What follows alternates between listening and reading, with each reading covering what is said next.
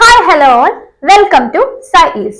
അപ്പൊ നമ്മള് എന്താ പറയാ സൈക്കോളജിയിലെ തേർഡ് മൊഡ്യൂൾ ആയിട്ടുള്ള പേഴ്സണാലിറ്റി പഠിച്ചു കഴിഞ്ഞു അല്ലെ. ഇനി നമ്മള് ഇതിലെ ഫോർത്ത് മൊഡ്യൂൾ ആയിട്ടുള്ള പേഴ്സണാലിറ്റി അസസ്മെന്റിനെ കുറിച്ചിട്ടാണ് ഡിസ്കസ് ചെയ്യാൻ പോകുന്നത്. അതായത് സൈക്കോളജിയിലെ ഏറ്റവും ലാസ്റ്റ് മൊഡ്യൂൾ. ഓക്കെ, അപ്പൊ എന്താണ് ഒരു പേഴ്സണാലിറ്റി അസസ്മെന്റ് എന്ന് പറഞ്ഞിട്ടുണ്ടെങ്കിൽ?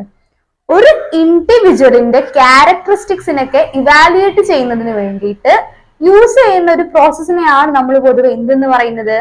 പേഴ്സണാലിറ്റി അസസ്മെന്റ് എന്ന് പറയുന്നത്. അതായത് ഒരു ഇൻഡിവിജ്വലിന്റെ characteristics, traits, behaviours, emotional patterns, അപ്പൊ ഇങ്ങനെയുള്ള കാര്യങ്ങളൊക്കെ കുറിച്ചുള്ള ഒരു ഇൻസൈറ്റ്സ് ഗെയിൻ ചെയ്യുന്നതിന് വേണ്ടിയിട്ടാണ് നമ്മൾ ഈ ഒരു പേഴ്സണാലിറ്റി അസസ്മെന്റ് എന്ന് പറഞ്ഞിട്ടുള്ള പ്രോസസ്സ് യൂസ് ചെയ്യുന്നത്. അതായത് ഒരാളുടെ ഒരു യുണീക് പ്രൊഫൈലിനെ കുറിച്ചുള്ള ഒരു ഐഡിയ കിട്ടുന്നതിന് വേണ്ടിയിട്ട്. അപ്പൊ ഈ ഒരു എന്താ പറയാ പേഴ്സണാലിറ്റി അസസ്മെന്റ്, അതായത് നമ്മൾ ഒരാളുടെ പേഴ്സണാലിറ്റിനെ അസസ് ചെയ്യണമെങ്കിൽ അല്ലെങ്കിൽ ഒരാളുടെ പേഴ്സണാലിറ്റിനെ ഇവാലുവേറ്റ് ചെയ്യുന്നതിന് വേണ്ടിയിട്ട് ഒരുപാട് മെത്തേഡ്സ് നമ്മൾ യൂസ് ചെയ്യാറുണ്ട്. അതിനായിട്ട് ഇമ്പോർട്ടന്റ് ആയിട്ടുള്ള കുറച്ച് മെത്തേഡ്സ് ഏതൊക്കെയാണെന്ന് നോക്കാം. അതിൽ ഫസ്റ്റ് വൺ എന്ന് പറയുന്നത് സെൽഫ് റിപ്പോർട്ട് ഇൻവെന്ററീസ് ആണ്. സെൽഫ് റിപ്പോർട്ട് ഇൻവെന്ററീസ് എന്ന് പറഞ്ഞാൽ പേരിൽ പറയുന്നത് പോലെ തന്നെ നമ്മൾ തന്നെ എന്താ പറയാ റേറ്റ് ചെയ്യാണ് ചെയ്യുന്നത്. അതായത് ഇപ്പൊ റിസർച്ചർ വന്നിട്ട് നമുക്കൊരു ക്വസ്റ്റ്യൻ എയറോ അല്ലെങ്കിൽ എന്തെങ്കിലും തന്നിട്ട് നമ്മളോടത് ഫില്ല് ചെയ്യാൻ പറയാണ്. നമ്മളാണ് ഫില്ല് ചെയ്യുന്നത്. റിസർച്ചർ വന്ന സബ്ജക്റ്റിന് ഇപ്പൊ ഒരു മൾട്ടിപ്പിൾ എന്താ പറയാ ഓപ്ഷൻസ് ഉള്ള അല്ലെങ്കിൽ എന്തെങ്കിലും ഒരു യെസ് ഓർ നോ അല്ലെങ്കിൽ മൾട്ടിപ്പിൾ ഓപ്ഷൻസ് ഒക്കെ ഉള്ള എന്തെങ്കിലും ഒരു ക്വസ്റ്റ്യനെയർസോ അല്ലെങ്കിൽ സ്റ്റേറ്റ്മെന്റ്സ് ഒക്കെ കൊടുത്തിട്ട് അത് ഫില്ല് ചെയ്യാൻ പറയും. അങ്ങനെ അത് ബേസ് ചെയ്തിട്ട് നമ്മൾ എന്ത് ചെയ്യാണ്, അവരുടെ ആ ഒരു സ്കോറൊക്കെ എന്താ പറയാ അനലൈസ് ചെയ്ത് ഇന്റർപ്രറ്റ് ചെയ്യാണ് ചെയ്യുന്നത്. അവരുടെ ആ ഒരു സ്കോർ വെച്ചിട്ട് നമ്മൾ അവരുടെ ആ ഒരു പേഴ്സണാലിറ്റീനെ അനലൈസ് ചെയ്യും, ഇന്റർപ്രറ്റ് ചെയ്യാണ് ചെയ്യുക. ഇതില് സെൽഫ് റിപ്പോർട്ട് ഇൻവെന്ററീസിൽ. സെൽഫ് റിപ്പോർട്ട് ഇൻവെന്ററീസിൽ വരുന്ന തിയറീസ് ഏതൊക്കെയാണ്? മയേഴ്സ് ബ്രിഗ്സ് ടൈപ്പ് ഇൻഡിക്കേറ്റർ വരുന്നുണ്ട്, നിയോ പേഴ്സണാലിറ്റി ഇൻവെന്ററി വരുന്നുണ്ട്. ഇതാണ് ഇമ്പോർട്ടന്റ് ആയിട്ടുള്ള രണ്ട് തിയറീസ് ഈ ഒരു സെൽഫ് റിപ്പോർട്ട് ഇൻവെന്ററീസിൽ വരുന്നത്. അപ്പൊ നമുക്കിതില് Myers Briggs type indicator theory എന്താണെന്ന് നോക്കാം. അതായത് മയേഴ്സ് ബ്രിഗ്സ് ടൈപ്പ് ഇൻഡിക്കേറ്റർ നമ്മൾ MBTI എന്ന് പറയട്ടോ. അപ്പൊ ഇത് നമ്മുടെ കാർൽ യുങ്ങിന്റെ തിയറി നമ്മൾ മുന്നേ പഠിച്ചിട്ടുണ്ടായിരുന്നു, അനലിറ്റിക്കൽ സൈക്കോളജി. അപ്പൊ അതില് കാർൽ യുങ്ങിന്റെ പേഴ്സണാലിറ്റി ഓഫ് തിയറിനെ ബേസ് ചെയ്തിട്ട് എന്താ പറയാ ഡെവലപ്പ് ചെയ്തിട്ടുള്ള ഒരു അസസ്മെന്റ് ആണ് അല്ലെങ്കിൽ ഒരു ടെസ്റ്റ് ആണ് ഈ ഒരു MBTI എന്ന് പറയുന്നത്. നമുക്കറിയാം എന്ത്, ഈ കാർൽ യുങ് 4 ഫങ്ഷൻസിനെയും 2 ആറ്റിറ്റ്യൂഡ്സിനെയും പ്രപ്പോസ് ചെയ്തിട്ടുണ്ട്. എന്താണ് 2 ആറ്റിറ്റ്യൂഡ്സ്? അതാണ് എക്സ്ട്രാവേർഷനും ഇൻട്രോവേർഷനും അല്ലെ. അതേപോലെ തന്നെ 4 ഫങ്ഷൻസിനെ കുറിച്ചിട്ടും പറഞ്ഞിട്ടുണ്ട്. 4 ഫങ്ഷൻസിൽ സെൻസിങ്, ഇൻടക്റ്റിങ്, തിങ്കിങ്, ഫീലിംഗ്, അങ്ങനെ 2 എന്താ പറയാ ആറ്റിറ്റ്യൂഡ്സിനെയും 4 ഫങ്ഷൻസിനെയും യുങ് പറഞ്ഞിട്ടുണ്ട്. ഈ 4 ഫങ്ഷൻസിനെയും 2 ആറ്റിറ്റ്യൂഡിനെയും വെച്ചിട്ട് മൊത്തം എന്ത് ചെയ്തിട്ടുണ്ട്, യുങ് 8 ടൈപ്പ് ഓഫ് മെന്റൽ ഫങ്ഷൻസിനെ പറഞ്ഞിട്ടുണ്ട്. അപ്പൊ അതിനെ ബേസ് ചെയ്തിട്ടാണ് MBTI എന്ന് പറഞ്ഞിട്ടുള്ള എന്താ പറയാ ഒരു ടെസ്റ്റിനെ കൊണ്ടുവന്നിട്ടുള്ളത്. ഒരു യുങ്ങിന്റെ തിയറിയുടെ ബേസിസിലാണ് അത് കൊണ്ടുവന്നിട്ടുള്ളത്. ഇനി അതേപോലെ ഇമ്പോർട്ടന്റ് ആയിട്ടുള്ള എന്താ പറയാ സെൽഫ് റിപ്പോർട്ട് ഇൻവെന്ററിയിൽ വരുന്ന ഒന്നാണ് നിയോ പേഴ്സണാലിറ്റി ഇൻവെന്ററി എന്ന് പറയുന്നത്. നിയോ പേഴ്സണാലിറ്റി ഇൻവെന്ററി ഏത് തിയറിന്റെ ബേസിസിൽ വന്നതാണ്? നമ്മുടെ 5 ഫാക്ടർ തിയറിന്റെ ബേസിസിൽ വന്നിട്ടുള്ളത്. നമുക്കറിയാം ഓഷ്യൻ മോഡൽ എന്ന് നമ്മൾ പഠിച്ചു. ഓപ്പൺനെസ്, കൺസെൻഷ്യസ്നെസ്, എക്സ്ട്രാവേർഷൻ, എഗ്രിബിൾനെസ്, ന്യൂറോട്ടിസിസം എന്ന് പറഞ്ഞിട്ടുള്ള 5 ട്രൈറ്റ്സ് ഉണ്ട്. അപ്പൊ ആ 5 ട്രൈറ്റ്സിനെ ബേസ് ചെയ്തിട്ടുള്ള ഒരു ടെസ്റ്റ് ആണ് ഈ ഒരു നിയോപൈ ഇൻവെന്ററി എന്ന് പറയുന്നത്. ഇതിലെന്ന് പറഞ്ഞിട്ടുണ്ടെങ്കിൽ ഓരോന്നിലും ലോ സ്കോർ, നമ്മൾ നേരത്തെ മുന്നേ തിയറി പഠിച്ചപ്പോഴേ ഡിസ്കസ് ചെയ്തിട്ടുണ്ടായിരുന്നു. ലോ സ്കോർ ആണെങ്കിൽ അവർക്ക് ഉണ്ടാവുന്ന എന്താ പ്രത്യേകത, അതുപോലെ ഹൈ സ്കോർ ആണെങ്കിൽ. അപ്പൊ അതിനെ എന്താ പറയാ എക്സ്പ്ലെയിൻ ചെയ്യുന്ന അല്ലെങ്കിൽ അത് വെച്ചിട്ട് ഒരാളുടെ പേഴ്സണാലിറ്റി അല്ലെങ്കിൽ ഒരാളുടെ ട്രൈറ്റിനെ ഐഡന്റിഫൈ ചെയ്യാണ് നിയോ പേഴ്സണാലിറ്റി ഇൻവെന്ററിയിൽ ചെയ്യുന്നത്. ഇതുപോലെ സെൽഫ് റിപ്പോർട്ട് ഇൻവെന്ററിയിൽ വരുന്ന മറ്റൊരു ഇമ്പോർട്ടന്റ് ആയിട്ടൊരു ടെസ്റ്റ് എന്ന് പറയുന്നത് അല്ലെങ്കിൽ ഇൻവെന്ററി എന്ന് പറയുന്നത് MMPI ആണ്. അതായത് Minnesota multi phasic personality inventory എന്ന് പറയും. ബാക്കിയുള്ള എന്താ പറയാ അസസ്മെന്റ്സ് ഒക്കെ പൊതുവെ ഈ ഒരു നോർമൽ പോപ്പുലേഷൻസിലൊക്കെയാണ് നമ്മൾ കണ്ടക്ട് ചെയ്യാന്നുണ്ടെങ്കിൽ ഇത് കുറച്ചും കൂടെ ഒരു അബ്നോർമൽ പോപ്പുലേഷനിലാണ് നമ്മൾ ഈ ഒരു MMPIനെ എന്താ പറയാ കണ്ടക്ട് ചെയ്യാറ്. ഹാപ്പയും മെക്നിയും കൂടിയിട്ടാണ് ഈ ഒരു MMPI എന്ന് പറഞ്ഞിട്ടുള്ള ടെസ്റ്റ് ഡെവലപ്പ് ചെയ്തെടുത്തിട്ടുള്ളത്. ഈ ഒരു MMPI ടെസ്റ്റ് എന്ന് പറഞ്ഞിട്ടുണ്ടെങ്കിൽ അതില് ഓൾമോസ്റ്റ് 567 സ്റ്റേറ്റ്മെന്റ്സോളം ഉണ്ട്. അതിന് നമ്മൾ എങ്ങനെയാണ് ആൻസർ ചെയ്യേണ്ടത്? യെസ് ഓർ നോ എന്നുള്ള രീതിയിലാണ്, അല്ലെങ്കിൽ കനോട്ട് സേ. യെസ് അതായത് അല്ല ട്രൂ ഓർ ഫോൾസ് അല്ലെങ്കിൽ കനോട്ട് സേ എന്നുള്ള രീതിയിലാണ് ഈ ഒരു സ്റ്റേറ്റ്മെന്റ്സിന് നമ്മൾ എന്താ പറയാ ആൻസർ ചെയ്യേണ്ടത്. ഇത് കംപ്ലീറ്റ് ഈ ഒരു MMPA ടെസ്റ്റ് കംപ്ലീറ്റ് ചെയ്യുന്നതിന് വേണ്ടി ഏകദേശം ഒരു 1 തൊട്ട് 1.5 മണിക്കൂർ വരെയാണ് നമ്മൾ എടുക്കുന്നത്. അപ്പൊ ഈ ഒരു MMPA എന്ന് പറഞ്ഞിട്ടുണ്ടെങ്കിൽ അതിൽ 10 ക്ലിനിക്കൽ സ്കെയിൽസ് ഉണ്ട്. അതായത് നമ്മൾ നേരത്തെ പറഞ്ഞത് കുറച്ച് അബ്നോർമൽ പോപ്പുലേഷനിലാണ് നമ്മളിത് യൂസ് ചെയ്യാറ്. അതായത് എന്തെങ്കിലും തരത്തിലുള്ള സൈക്കോളജിക്കൽ ഡിസോർഡേഴ്സോ കാര്യങ്ങളൊക്കെ ഉണ്ടോന്ന് നോക്കുന്നതിന് വേണ്ടിയിട്ട് MMPA ഇപ്പോഴും വൈഡ്ലി യൂസ് ചെയ്യുന്ന ഒരു ഇൻവെന്ററി ആണ്. അതിലുള്ള 10 ക്ലിനിക്കൽ സ്കെയിൽസ് എന്ന് പറയുകയാണെങ്കിൽ hypochondriasis, depression, hysteria, psychopathic deviate, masculinity femininity, paranoia, psychasthenia, schizophrenia, hypomania, social introversion, ഇങ്ങനെ 10 എന്താ പറയാ ക്ലിനിക്കൽ സ്കെയിൽസ് ആണ് ഒരു MMPAയിലുള്ളത്. അപ്പൊ ഇങ്ങനെയുള്ള ഏതെങ്കിലും ഒക്കെ ഒരു ഡിസോർഡേഴ്സ് ഉള്ള ആളുകളാണെന്നുണ്ടെങ്കിൽ അവർ ഈ ഒരു ടെസ്റ്റ് അവരിൽ ഈ ടെസ്റ്റ് എന്താ പറയുക ടെസ്റ്റ് അഡ്മിനിസ്റ്റർ ചെയ്യുമ്പോൾ അവർക്ക് ഇതിൽ ഏതെങ്കിലും ഒക്കെ സ്കോർ കൂടുതലാണ് എന്നുണ്ടെങ്കിൽ എന്താ പറയാ അവർക്ക് ഈ ഒരു ഡിസോർഡർ ഉണ്ട് എന്നുള്ളൊരു എന്താ പറയാ ഐഡന്റിഫിക്കേഷൻ നടത്താൻ പറ്റും ഈ ഒരു MMPA യൂസ് ചെയ്തിട്ട്. അതേപോലെ മറ്റൊന്നാണ് 60 പേഴ്സണാലിറ്റി ക്വസ്റ്റ്യനെയർ. നമ്മള് 60 പേഴ്സണാലിറ്റി ക്വസ്റ്റ്യനെയർ നേരത്തെ മെൻഷൻ ചെയ്തിട്ടുണ്ടായിരുന്നു. പേഴ്സണാലിറ്റിയുടെ എന്താ പറയാ മൊഡ്യൂൾ പറയുമ്പോൾ അതിനെന്താണ് റെയ്മണ്ട് കേറ്റിൽ പ്രപ്പോസ് ചെയ്തിട്ടുള്ള അല്ലെങ്കിൽ ഡെവലപ്പ് ചെയ്തിട്ടുള്ള ഒരു എന്താ പറയാ ടെസ്റ്റ് ആണ് ഈ ഒരു 60 പേഴ്സണാലിറ്റി ക്വസ്റ്റ്യനെയർ എന്ന് പറയുന്നത്. അതായത് 16 സോഴ്സ് ടൈപ്സ് ഉണ്ടെന്ന് പറഞ്ഞു. ആ ഒരു 16 സോഴ്സ് ടൈപ്സിനെ വെച്ച് ആൾ ഡെവലപ്പ് ചെയ്തിട്ടുള്ള ഒരു ക്വസ്റ്റ്യനെയർ ആണ് ഈ ഒരു 16 പേഴ്സണാലിറ്റി ക്വസ്റ്റ്യനെയർ എന്ന് പറയുന്നത്. അപ്പൊ കേറ്റിൽ പറഞ്ഞിട്ടുള്ള ആ ഒരു 16 സോഴ്സ് ടൈപ്സ് ഏതൊക്കെയാണെന്നുള്ള കാര്യം നോട്ടിൽ പ്രൊവൈഡ് ചെയ്യുന്നുണ്ട്. അപ്പൊ അത് നിങ്ങൾ ജസ്റ്റ് ഒന്ന് വായിച്ചു നോക്കിയാൽ മതി. നമ്മൾ ഡീറ്റെയിൽ ആയിട്ട് കാണാതെ പഠിക്കുന്നു വേണ്ട. ആ ഒരു 16 പേഴ്സണാലിറ്റി ഡയമെൻഷൻസ് ഏതാണ് കേറ്റിൽ മെൻഷൻ ചെയ്തിട്ടുള്ളതെന്ന് നിങ്ങൾ ജസ്റ്റ് നോക്കിയാൽ മതി. അതുപോലെ തന്നെ ഇനി ഇതിൽ നോക്കേണ്ട അതായത് 60 പേഴ്സണാലിറ്റി ക്വസ്റ്റ്യൻ നമ്മൾ നോക്കേണ്ട ഒരു കാര്യം എന്ന് പറഞ്ഞിട്ടുണ്ടെങ്കിൽ ഇതെന്താണ് നമുക്കൊരു ഒരു മീൻസ് ക്വസ്റ്റ്യനേഴ്സ് ആയിരിക്കില്ല, ക്വസ്റ്റ്യനേഴ്സിന്റെ കൂടെ 3 ആൾട്ടർനേറ്റീവ് ഓപ്ഷൻ ഉണ്ടായിരിക്കും. അതിൽ ഏതെങ്കിലും ഒരു ഓപ്ഷൻ നമ്മൾ എന്തായാലും ചൂസ് ചെയ്തേ പറ്റൂ. അതായത് നമുക്ക് അതൊന്ന് ചൂസ് ചെയ്യാതിരിക്കാനുള്ള ഒരു ഓപ്ഷൻ അല്ല. അപ്പൊ 3 ആൾട്ടർനേറ്റീവ് തന്നിട്ട് അതിൽ നിന്നൊന്ന് ചൂസ് ചെയ്ത് അങ്ങനെ ആ ഒരു ക്വസ്റ്റ്യനെയർ കംപ്ലീറ്റ് ചെയ്തിട്ട് ഒരാളുടെ പേഴ്സണാലിറ്റീനെ ഐഡന്റിഫൈ ചെയ്യാണ് 60 പേഴ്സണാലിറ്റി ക്വസ്റ്റ്യനെയറിൽ ചെയ്യുന്നത്. ഇനി അടുത്തത് ഐസങ്ങിന്റെ പേഴ്സണാലിറ്റി ക്വസ്റ്റ്യനെയർ ആണ്. ഐസങ്ങിന്റെ അതേപോലെ തന്നെ നമ്മൾ പെൻ മോഡല് മുന്നത്തെ മൊഡ്യൂളില് തിയറി പഠിച്ചിട്ടുണ്ടായിരുന്നു. അപ്പൊ അതിൽ ഏതൊക്കെ 3 ഡയമെൻഷൻസിനെയാണ് പറഞ്ഞിട്ടുള്ളത്? സൈക്കോട്ടിസിസം, എക്സ്ട്രാവേർഷൻ, ന്യൂറോട്ടിസിസം. അപ്പൊ ഈ ഒരു 3 ഡയമെൻഷൻസിനെയാണ് ഈ എന്താ പറയാ ഈ ഒരു ഐസങ്ങിന്റെ പേഴ്സണാലിറ്റി ക്വസ്റ്റ്യനെയറിൽ അസസ് ചെയ്യുന്നത്. അപ്പൊ അതിൽ സൈക്കോട്ടിസിസം ഉള്ള ആളുകളാണെങ്കിൽ അവർ അഗ്രസീവ് ആയിരിക്കും, അങ്ങനെയുള്ള കാര്യങ്ങളൊക്കെ പറഞ്ഞു തരുന്നത്. എക്സ്ട്രാവേർഷൻ ആണെങ്കിൽ അവർ സോഷ്യബിൾ ആയിരിക്കും, ന്യൂറോട്ടിസിസം ആണെങ്കിൽ ആങ്ഷ്യസ് ആയിരിക്കും എന്നൊക്കെ ഉള്ളത്. ഈ ഒരു 3 ഡയമെൻഷൻസിനെ അസസ് ചെയ്യുന്നതിന് ഈ ഒരു 3 ഡയമെൻഷൻസ് എങ്ങനെയാണ് മറ്റുള്ള ആളുകളിൽ നിന്ന് അസസ് ചെയ്യുന്നതിന് വേണ്ടി അതായത് അതിൽ ലോ സ്കോർ ആണോ ഹൈ സ്കോർ ആണോ ഒക്കെ അസസ് ചെയ്യുന്നതിന് വേണ്ടിയിട്ടാണ് ഈ ഒരു ഐസങ്ങിന്റെ പേഴ്സണാലിറ്റി ക്വസ്റ്റ്യനെയർ യൂസ് ചെയ്യുക. പിന്നെ അതേപോലെ ഈ ഒരു ഐസങ്ങിന്റെ പേഴ്സണാലിറ്റി ക്വസ്റ്റ്യനെയർ ഒരു ലൈഫ് സ്കെയിലും കൂടി ഉണ്ട്. അതായത് വെറുതെ എന്താ പറയാ നമ്മൾ കള്ളം പറഞ്ഞതാണോ എന്ന് കണ്ടുപിടിക്കാൻ കൂടിയുള്ള ലൈഫ് സ്കെയിലും കൂടി ഈ ഒരു ഐസങ്ങിന്റെ പേഴ്സണാലിറ്റി ക്വസ്റ്റ്യനെയറിലുണ്ട്. അപ്പൊ ഇതൊക്കെയാണ് മെയിൻ ആയിട്ട് വരുന്നത് നമ്മുടെ സെൽഫ് റിപ്പോർട്ട് ഇൻവെന്ററീസ് എന്ന് പറഞ്ഞിട്ടുണ്ടെങ്കിൽ. അപ്പൊ നമ്മൾ സെൽഫ് റിപ്പോർട്ട് ഇൻവെന്ററീസിനെ കുറിച്ച് പറയുമ്പോൾ നമ്മള് അതിന് കുറച്ച് എന്താ പറയാ സ്ട്രെങ്ത്സ് എന്തൊക്കെയാന്ന് മനസ്സിലാക്കണം. അതായത് സെൽഫ് റിപ്പോർട്ട് ഇൻവെന്ററീസ് പൊതുവെ ഒബ്ജക്റ്റീവ് ആയിട്ടുള്ള ടെസ്റ്റ് ആണ്, സബ്ജക്റ്റീവ് അല്ല. കാരണം നമുക്ക് ഓപ്ഷൻസോ കാര്യങ്ങളൊക്കെ തന്നിട്ട് അതിനനുസരിച്ച് നമ്മൾ ആൻസർ ചെയ്യാണ് ഈ ഒരു സെൽഫ് റിപ്പോർട്ട് എന്താ പറയാ ഇൻവെന്ററീസിലൊക്കെ ചെയ്യാം. പിന്നെ അതേപോലെ തന്നെ ഇത് കുറച്ചും കൂടെ റിലേറ്റീവ്ലി സിമ്പിൾ ആണ് ഡാറ്റ കളക്ട് ചെയ്യുന്നതിന് വേണ്ടിയിട്ടും അതേപോലെ അനലൈസ് ചെയ്യാൻ ഇന്റർപ്രറ്റ് ചെയ്യാനും ബാക്കിയുള്ള മെത്തേഡ്സിനൊക്കെ വെച്ച് നോക്കുമ്പോൾ നമുക്ക് ഈ ഒരു സെൽഫ് റിപ്പോർട്ട് ഇൻവെന്ററി എന്ന് പറയുന്നത് കുറച്ചും കൂടി ഈസി ആണ്. അതേപോലെ ലോ ഓഫ് കോസ്റ്റ് ഉള്ളതാണ് ഈ ഒരു സെൽഫ് റിപ്പോർട്ട് ഇൻവെന്ററീസ് എന്ന് പറയുന്നത്.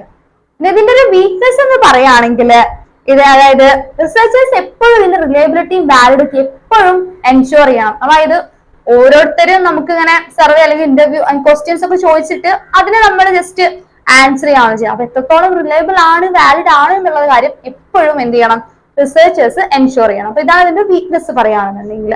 അപ്പൊ ഇതാണ് ഒരു ടെക്നിക്ക് എന്ന് പറയുന്നത്. അതായത് ഒരു പേഴ്സണാലിറ്റീനെ അസസ് ചെയ്യുന്നതിന് വേണ്ടി യൂസ് ചെയ്യുന്നതിലെ ഫസ്റ്റ് ഇമ്പോർട്ടന്റ് ടൂൾ ആയിട്ടുള്ളത് സെൽഫ് റിപ്പോർട്ട് ഇൻവെന്ററി ആണ്. അപ്പൊ അതിൽ ഇത്രയും സെൽഫ് റിപ്പോർട്ട് ഇൻവെന്ററി ആണ് നമുക്ക് സിലബസിൽ ഡിസ്കസ് ചെയ്യാനുള്ളത്.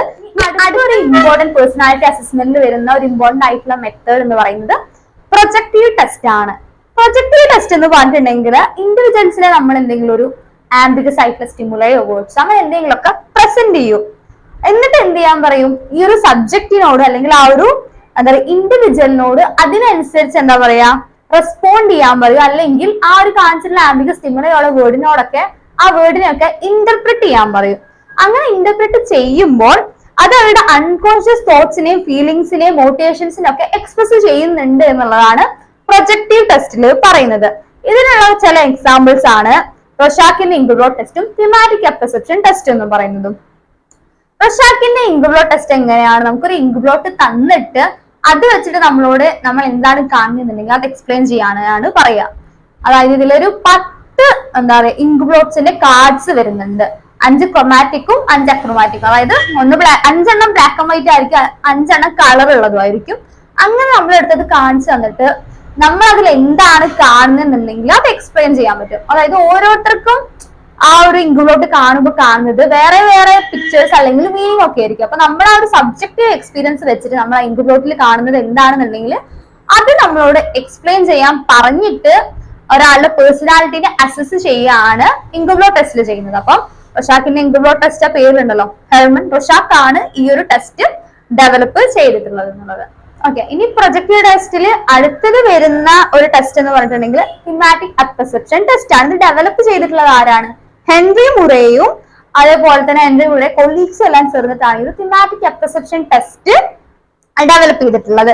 ഇതിൽ ഈ ഒരു തിമാറ്റിക് അപ്പർസെപ്ഷൻ ടെസ്റ്റ് നമ്മൾ ടാറ്റ് എന്നും പറയട്ടോ, TAT. അപ്പൊ അതിൽ ടോട്ടൽ ഒരു എന്താ പറയാ 20 പിക്ചേഴ്സ് ആണ്, ബ്ലാക്ക് ആൻഡ് വൈറ്റിലുള്ള 20 പിക്ചേഴ്സ് ഉണ്ട്. അതിൽ ഓരോ ആ ഒരു പിക്ചേഴ്സ് അല്ലെങ്കിൽ കാർഡ് ഒരു സബ്ജക്റ്റിന് കാണിച്ചു കൊടുത്തിട്ട് നമ്മളോട് ഒരു സ്റ്റോറി പറയാൻ പറയും. അത് കാണിച്ചു തന്നിട്ട് നമുക്ക് എന്താണ് ആ ഒരു പിക്ചർ കണ്ട് തോന്നുന്നുണ്ടെങ്കിൽ അതിനെ ബേസ് ചെയ്തിട്ടുള്ള സ്റ്റോറി പറയാനാണ് ഈ ഒരു ടെസ്റ്റിൽ പറയാം. അപ്പൊ നമ്മൾ എന്ത് ടൈപ്പ് മീൻസ് എങ്ങനെയാണ് ആ സ്റ്റോറി പറയുന്നത്, അതിൽ യൂസ് ചെയ്യുന്ന വേർഡ്സ് ഏതൊക്കെയാണെന്നൊക്കെ ഉള്ളതിനനുസരിച്ചാണ് ഇതിന്റെ സ്കോറിങ്ങും കാര്യങ്ങളൊക്കെ നടക്കുക. ആ ഒരു അവരുടെ എന്താ പറയാ ആ ഒരു സബ്ജക്ട് എങ്ങനെയാണ് ആ ഒരു കാർഡ് കണ്ട് സ്റ്റോറി പറഞ്ഞിട്ടില്ലെന്നുണ്ടെങ്കിൽ അതിന്റെ ബേസിസിൽ അവരുടെ പേഴ്സണാലിറ്റീനെ എന്താ പറയാ അനലൈസ് ഇന്റർപ്രറ്റ് ചെയ്യുകയും ചെയ്യാണ് തിമാറ്റിക് അപ്പർസെപ്ഷൻ ടെസ്റ്റിൽ ചെയ്യുന്നത്. ഇപ്പൊ പ്രൊജക്റ്റീവ് ടെസ്റ്റിൽ മെയിൻ ആയിട്ടുള്ള എന്താ പറയാ ടെസ്റ്റ് എന്ന് പറയുന്നത് എന്താ പറയാ തിമാറ്റിക് അപ്പർസെപ്ഷൻ ടെസ്റ്റും റൊഷാക്ക് ഇൻക്ലുബ്ലോട്ട് ടെസ്റ്റും ആണ്. ഇനി ഇതിന്റെ എന്താ പറയാ പ്രൊജക്റ്റീവ് ടെസ്റ്റിന്റെ സ്ട്രെങ്സും അതേപോലെ തന്നെ ലിമിറ്റേഷൻസും എന്തൊക്കെയാണെന്ന് നോക്കാം. നമ്മൾ പറഞ്ഞിട്ടുണ്ടായിരുന്ന എന്ത് പ്രൊജക്റ്റീവ് ടെസ്റ്റ് നമ്മൾ സെൽഫ് റിപ്പോർട്ട് ഇൻവെന്ററീസ് എന്താണെന്ന് പറഞ്ഞു ഒബ്ജക്റ്റീവ് ടെസ്റ്റ് ആണ്. എന്നാൽ പ്രൊജക്റ്റീവ് ടെസ്റ്റ് സബ്ജക്റ്റീവ് ആണ്. കാരണം എന്താണ്, നമ്മൾ ഒരാൾക്ക് കൊടുത്തിട്ട് നമ്മൾ അവരോട് എക്സ്പ്ലെയിൻ ചെയ്യാനാണ് പറയുന്നത്. ഞാൻ എക്സ്പ്ലെയിൻ ചെയ്യുന്ന പോലെയല്ല നിങ്ങൾ ആരെങ്കിലും അടുത്ത് ഞാനിത് എക്സ്പ്ലെയിൻ ചെയ്യാൻ പറഞ്ഞിട്ടുണ്ടെങ്കിൽ നിങ്ങൾ പറയുന്നത്. അപ്പൊ എന്താണ് ഒരു സബ്ജക്റ്റീവ് ടെസ്റ്റ് ആണ്. അതുകൊണ്ട് തന്നെ ഇതിൽ നിന്ന് കാര്യങ്ങൾ ഇന്റർപ്രറ്റ് ചെയ്യാന്ന് പറയുന്നത് ഓരോരുത്തരുടെ പേഴ്സണാലിറ്റി ഒക്കെ ഇത് വെച്ചിട്ട് ഇന്റർപ്രറ്റ് ചെയ്യാന്ന് പറഞ്ഞിട്ടുണ്ടെങ്കിൽ അത്യാവശ്യം നല്ല റിസ്ക് പിടിച്ചിട്ടുള്ള പരിപാടിയാണ്. കാരണം അതുകൊണ്ട് തന്നെ ഇതിന്റെ റിലയബിലിറ്റി വാലിഡിറ്റി ഒക്കെ ക്വസ്റ്റ്യനബിൾ ആണ്. കാരണം ഓരോ എന്താ പറയാ റിസർച്ചേഴ്സും ഈ എന്താ പറയാ ഈ സബ്ജക്ട് കൊടുത്തിട്ടുള്ള ആ ഒരു ആൻസർ ഇന്റർപ്രറ്റ് ചെയ്യുന്ന രീതി എന്ന് പറഞ്ഞിട്ടുണ്ടെങ്കിൽ വേറെ ആയിരിക്കും. എല്ലാവരും ഒരേപോലെ ആയിരിക്കില്ല ഈ ഒരു ആൻസേഴ്സിനെ ഇന്റർപ്രറ്റ് ചെയ്യുന്നതും. അപ്പൊ ഇപ്പൊ നമ്മൾ എന്താ പറയാ പറഞ്ഞ കാര്യങ്ങളൊക്കെ ഒരു പ്രൊജക്റ്റീവ് ടെസ്റ്റിന്റെ ലിമിറ്റേഷൻസ് ആണ്. കാരണം ഓരോ റിസർച്ചേഴ്സും അതിനെ ഇന്റർപ്രറ്റ് ചെയ്യുന്ന രീതി വേറെ ആണെന്നുണ്ടെങ്കിൽ അതേപോലെ അതിന്റെ റിലയബിലിറ്റി വാലിഡിറ്റി ക്വസ്റ്റ്യനബിൾ ആണ് എന്നുണ്ടെങ്കിൽ അതൊക്കെ ഒരു ടെസ്റ്റിന്റെ എന്താണ് ലിമിറ്റേഷൻസ് ആണ്. ഇനി ഇതിന്റെ ഒരു സ്ട്രെങ്ത് പറയുകയാണെന്നുണ്ടെങ്കിൽ ഒബ്ജക്റ്റീവ് ടെസ്റ്റിനെ കാട്ടിലും ചില ആസ്പെക്ട്സ് ഓഫ് എന്താ പറയുക പേഴ്സണാലിറ്റിനൊക്കെ കുറച്ചും കൂടെ നമുക്ക് എക്സ്പ്ലെയിൻ ചെയ്യാൻ പറ്റും നമ്മൾ ഈ ഒരു സബ്ജക്റ്റീവ് ടെസ്റ്റ് ആയിട്ടുള്ള പ്രൊജക്റ്റീവ് ടെസ്റ്റ് യൂസ് ചെയ്യുമ്പോൾ. അതാണ് ഈ ഒരു പ്രൊജക്റ്റീവ് ടെസ്റ്റിന്റെ സ്ട്രെങ്ത് എന്ന് പറയുമ്പോൾ.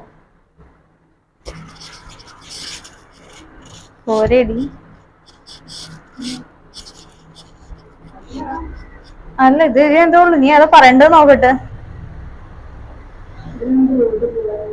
അത് നിർത്തണ്ട കേട്ടോ. സോ നമ്മള് മെയിൻ ആയിട്ടുള്ള പേഴ്സണാലിറ്റി എന്താ പറയാ അസസ് ചെയ്യുന്നതിന് വേണ്ടി യൂസ് ചെയ്യുന്ന മെത്തേഡ്സിനെ കുറിച്ച് നമ്മൾ ഡിസ്കസ് ചെയ്തു. ഏതൊക്കെയായിരുന്നു? സെൽഫ് റിപ്പോർട്ട് ഇൻവെന്ററീസിനെ കുറിച്ച് നമ്മൾ ഡിസ്കസ് ചെയ്തു. അതേപോലെ തന്നെ പ്രൊജക്റ്റീവ് ടെക്നിക്സിനെ കൂടി. പിന്നെയുള്ള 2 മെത്തേഡ്സ് ആണ് ഒബ്സർവേഷൻ മെത്തേഡ്സും ഇന്റർവ്യൂ മെത്തേഡ്സും. അതിന്റെ പേര് പറയുന്നത് പോലെ തന്നെ ഒബ്സർവേഷൻ മെത്തേഡ്സിൽ എന്താണ് നമ്മൾ ഇൻഡിവിജ്വൽസിനെ ഒബ്സർവ് ചെയ്യാണ് ചെയ്യുന്നത്. അതായത് അവരറിഞ്ഞിട്ടോ അറിയാണ്ടോ ഒക്കെ അവർ ഒബ്സർവ് ചെയ്തിട്ട് അവരുടെ ട്രൈബ്സും അവർ ഓരോ സിറ്റുവേഷനിൽ എങ്ങനെയാണ് റിയാക്ട് ചെയ്യുന്നതെന്നൊക്കെ നോക്കാണ് ഒബ്സർവേഷണൽ മെത്തേഡിൽ ചെയ്യുന്നത്. അപ്പൊ ഇതൊക്കെയാണ് നമ്മുടെ ഇമ്പോർട്ടന്റ് ആയിട്ട് വരുന്ന 3 മോസ്റ്റ് കോമൺ ടൂൾസ് എന്ന് പറയുന്നത് പേഴ്സണാലിറ്റി അസസ്മെന്റിൽ. അപ്പൊ ഇനി നമുക്ക് ഇതിൽ ഡിസ്കസ് ചെയ്യാനുള്ളത് പേഴ്സണാലിറ്റി അസസ്മെന്റിന്റെ പേർപ്പസ് എന്താണെന്നുള്ളതാണ്. നമ്മുടെ പേഴ്സണാലിറ്റി അസസ്മെന്റിന്റെ പേർപ്പസ് നോക്കുകയാണെന്നുണ്ടെങ്കിൽ അതിന് ഒരുപാട് പേർപ്പസസ് ഉണ്ട്.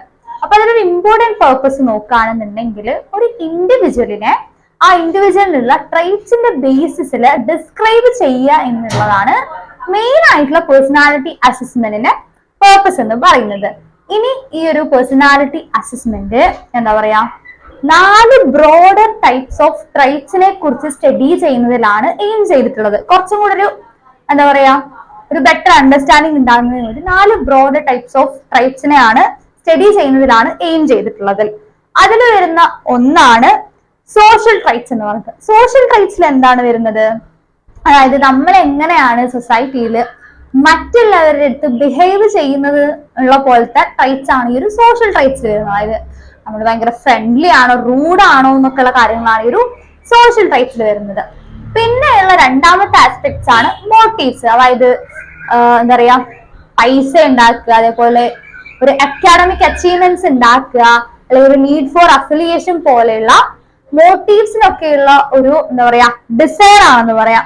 അത്തരത്തിൽ എന്താ പറയാ നീഡ്സിനുള്ള ഒരു ഡിസയർ അല്ലെങ്കിൽ ഡ്രൈവ് ആണ് ഈ ഒരു മോട്ടീവ് ആസ്പെക്ട്സിൽ വരുന്നത്. അത്തരത്തിലുള്ള ട്രൈറ്റ്സ് ആണ് വരുന്നത്. അതായത് പൈസ ഉണ്ടാക്കുക, ഒരു എന്താ സൊസൈറ്റിയിൽ ഒരു പ്രസ്റ്റീജ് ഉണ്ടാക്കുക അല്ലെങ്കിൽ റെക്കഗ്നിഷൻ ഉണ്ടാക്കിയെടുക്കുക പോലത്തെ കാര്യങ്ങളൊക്കെയാണ് ഈ മോട്ടീവ്സിൽ വരുന്നത്.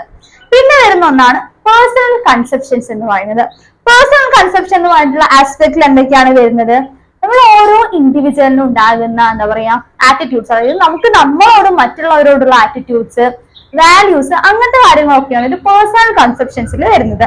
പിന്നെ ഉള്ളതാണ് അഡ്ജസ്റ്റ്മെന്റ്. അഡ്ജസ്റ്റ്മെന്റ് വരുന്നത് പറഞ്ഞിട്ടുണ്ടെങ്കിൽ ഒരു ഇൻഡിവിജ്വലിന്റെ ഓവറോൾ സൈക്കോളജിക്കൽ അഡ്ജസ്റ്റ്മെന്റും വെൽബീയിങ്ങിനും ഒക്കെയാണ് എന്ത് പേഴ്സണാലിറ്റി അസസ്മെന്റ് ഇവാലുവേറ്റ് ചെയ്യുന്നത്. അതായത് ഈ ഒരു എന്താ സൈക്കോളജിക്കൽ അഡ്ജസ്റ്റ്മെന്റ് എന്ന് പറയുമ്പോൾ അതിൽ എന്തൊക്കെ കാര്യങ്ങൾ വരുന്നുണ്ട്? നമ്മുടെ ഇമോഷണൽ സ്റ്റെബിലിറ്റി, കോപ്പിംഗ് മെക്കാനിസം പോലെയുള്ള കാര്യങ്ങൾ. അപ്പൊ ഇത്തരത്തിലുള്ള ഫാക്ടേഴ്സിനൊക്കെ അസസ് ചെയ്യുന്നതിന് വേണ്ടിയിട്ടാണ് എന്ത് യൂസ് ചെയ്യുന്നത്? നമ്മള് പേഴ്സണാലിറ്റി അസസ്മെന്റ്സ് യൂസ് ചെയ്യും. ഒരു പേഴ്സണാലിറ്റി അസസ്മെന്റ് യൂസ് ചെയ്തിട്ടാണ് നമ്മൾ എന്ത് ഇവാലുവേറ്റ് ചെയ്യാം? നമ്മൾ ഈ ഒരു സൈക്കോളജിക്കൽ അഡ്ജസ്റ്റ്മെന്റിനെ കുറിച്ചും നമ്മൾ അതേപോലെ തന്നെ എന്താ പറയാ വെൽബീയിങ്ങിനെ കുറിച്ചിട്ടൊക്കെ ഇവാലുവേറ്റ് ചെയ്യുന്നത്.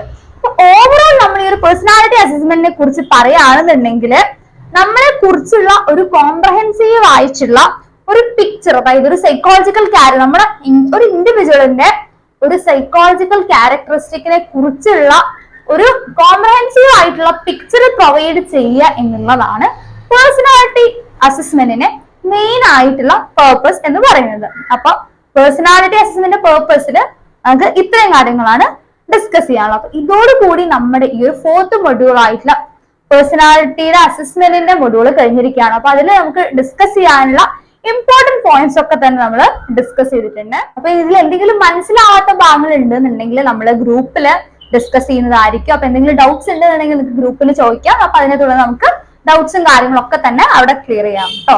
അപ്പൊ നമ്മുടെ ഇതോടുകൂടി നമ്മൾ എന്താണ് സൈക്കോളജിയുടെ സിലബസ് മൊത്തം കവർ ആയിട്ടുണ്ട്. അപ്പൊ എല്ലാവരും നമ്മൾ പ്രിപ്പയർ ചെയ്തിട്ടുള്ള നോട്ട്സ് വായിച്ചു നോക്കുക. അപ്പൊ എന്തെങ്കിലും ഡൗട്ട്സ് ഉണ്ടെങ്കിൽ ചോദിക്കുക.